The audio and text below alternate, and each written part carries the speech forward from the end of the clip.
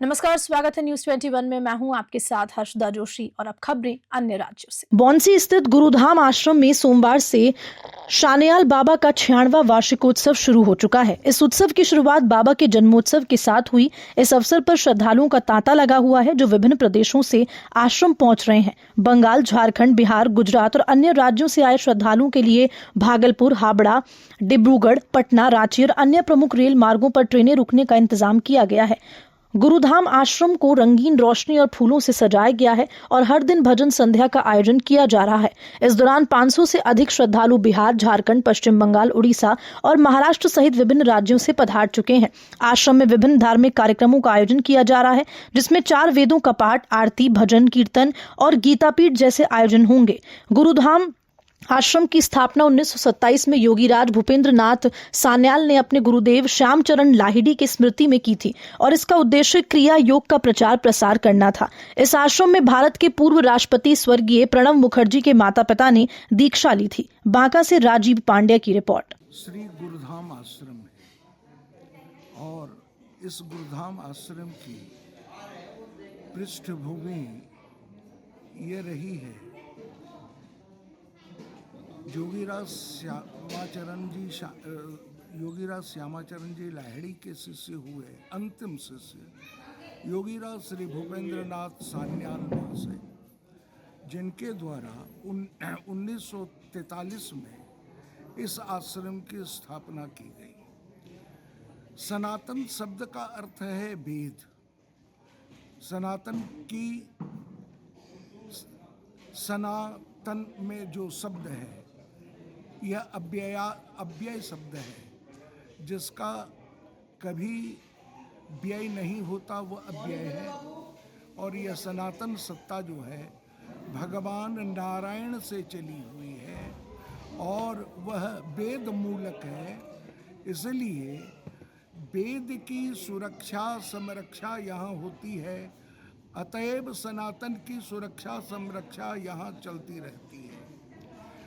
दीक्षा क्या है? पहले दीक्षा को समझना पड़ेगा। दीक्षा अपने कर्तव्य के प्रति अपने को उत्सर्ग करने का एक प्रबल भाव जो है वह दीक्षा है। अपने उद्देश्य के प्रति अपने आप को समर्पित करने का भाव जो है वह दीक्षा है। और तपस्या क्या है?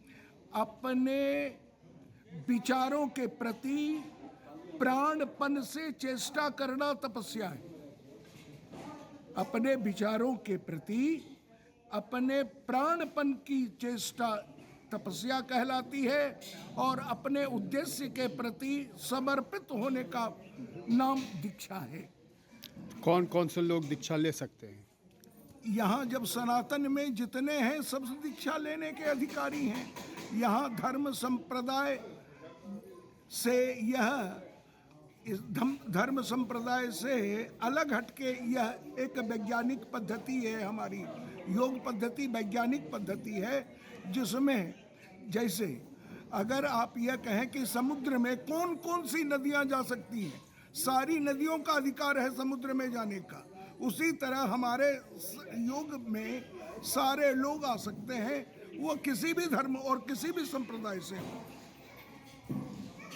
तो दीक्षा लेने के लिए क्या करना पड़ता है? दीक्षा लेने के लिए एक संकल्प लेना पड़ता है, तब आप दीक्षित हो सकते हैं। बस एक आपका माने चूंकि आपका रूपांतरण होगा, आपका रूपांतरण होने के लिए आप अपने में सजग हो जाएं और आप ये सोच लें कि मैं रूपांतरित होऊंगा, तो आप दीक्षा ले सकते हैं। क्या नाम हुआ आपका? मेरा नाम देवनारायण शर्मा है, निवासी गुरुधाम। हैं यहाँ पर महत्ता क्या है यहाँ का? यहाँ पर क्रिया योग की परंपरा के अनुसार दीक्षा दी जाती है, उसका लोग साधन करते हैं। क्रिया योग परंपरा के अनुसार यहाँ पे चलता है, जो श्री श्यामाचरण लाहिड़ी महाशय के द्वारा पुनर्जीवित हुआ है। यहाँ बाबा जी महाराज लाहिड़ी महाशय को दिए थे, वहीं से यह परंपरा चली आ रही है। अच्छा, ये कितने समय पुराने से हम लोग चलते आ रहे हैं यहाँ पर? यहाँ पर तो 1945 में बाबा आश्रम बनाए थे अच्छा और 1926 में पुरी में एक आश्रम बनाए थे। अच्छा तो ये 1926 के पूर्व से ही बाबा के पास है ये, और बाबा जब आश्रम बनाए थे तो 1926 से पूर्व से। अच्छा, यहाँ की महत्ता क्या है, क्यों लोग आते हैं यहाँ पर? देखिए, यह मंदार और मधुसूदन क्षेत्र का ऊर्जा वाली स्थान है। यहाँ पे बाबा साधन किए हैं, तो इसके एक ऊर्जा अलग है। और एक स्थान हर धर्म में, हर संप्रदाय में, हर महात्मा लोग एक ऐसा स्थान बनाते हैं कि जहाँ पे सारे उनके गुरु भाई बहन आके मिल लें, एक दूसरे से बात कर लें, कुछ दिक्कत है तो एक दूसरे से पूछ के दूर कर लें। अच्छा, यहाँ पर दीक्षा भी दिया जाता है ना? बिल्कुल दिया जाता है। और यहाँ पर हमारे पूर्व राष्ट्रपति प्रणब कुमार मुखर्जी भी शायद यहीं से दीक्षित थे। नहीं, प्रणब कुमार मुखर्जी के माता जी यहाँ से दीक्षित थे। अच्छा, माता पिता? माता पिता यहाँ से दीक्षित थे। और यही कारण था कि वो भी यहाँ पर आए थे? जी बिल्कुल। तो उनके माता पिता दीक्षित थे? जी। उन्होंने यहाँ दीक्षा ग्रहण नहीं किया था? नहीं। अच्छा, और विशेषता बताया जाए? और विशेषता तो देखिए, विशेषता यह कोई टेबल टॉक नहीं है, यह तो आप अनुभव की चीज़ है कि आप मीठा खाइएगा। गुड़ भी मीठा है, रसगुल्ला भी मीठा है, गन्ना भी मीठा है, तीनों ही तो मीठा है। सनातन धर्मावलंबियों के लिए ये सबसे श्रेष्ठ जगह इस क्षेत्र के लिए माना जाता है। सनातन धर्मावलंबियों के लिए मंदार सबसे पवित्र स्थल है, और मंदार की तलहटी में बाबा गुरुधाम बनाए हैं तो कुछ सोच के ही बनाए होंगे। हमारे पूर्वज जितने भी रहे हैं सब दूरदृष्टि वाले रहे हैं। गुरु जी का नाम क्या था?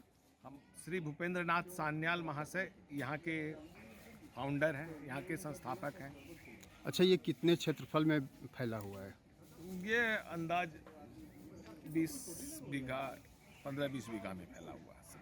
15-20 बीघा में। और यहाँ ध्यान केंद्र और इसके अलावा जो है, यहाँ ध्यान केंद्र हम लोगों में कोई वैसी संवेद माने एक मिल के ये करने की, यहाँ मंदिर है, यहाँ पे आरती उरती होती है, आप बैठिए। नीचे इसमें गुफा बनी हुई है जहाँ आप एकांत साधना कर सकते हैं। ये एकांत साधन की चीज़ है। बहुत अच्छा आपने जानकारी दिया। क्या नाम हुआ आपका? जी, मेरा नाम चंद्रशेखर भारद्वाज हुआ। ऐसे लोग हमको नंदन नाम से जानते हैं।